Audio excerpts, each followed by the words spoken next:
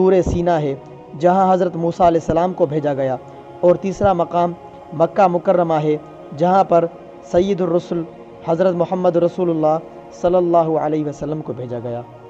اسی طرح سورہ مؤمنون میں اللہ تعالیٰ نے فرمایا کہ ہم نے مریم علیہ السلام کے بیٹے عیسیٰ علیہ السلام کو اور ان کی والدہ کو اپنی قدرت کی نشانی بنایا، اور ہم نے ان کو ایک ٹیلے پر جگہ دی جو ٹھہرنے کے لائق تھی، اور ہم نے وہاں پر ان کے لیے پانی جاری کر دیا۔ اس آیت میں ٹیلہ نما جگہ سے مراد کون سی جگہ ہے، اس کے بارے میں مفسرین کا اختلاف ہے، لیکن بعض مفسرین نے اس سے مراد بیت المقدس ہی لیا ہے۔ تو دوستو، ہم نے قرآن کریم کی روشنی میں فلسطین اور بیت المقدس کی فضیلت کو جاننے کی کوشش کی۔ اب انشاءاللہ ہم احادیث کی روشنی میں فلسطین اور بیت المقدس کی فضیلت کو جاننے کی کوشش کریں گے۔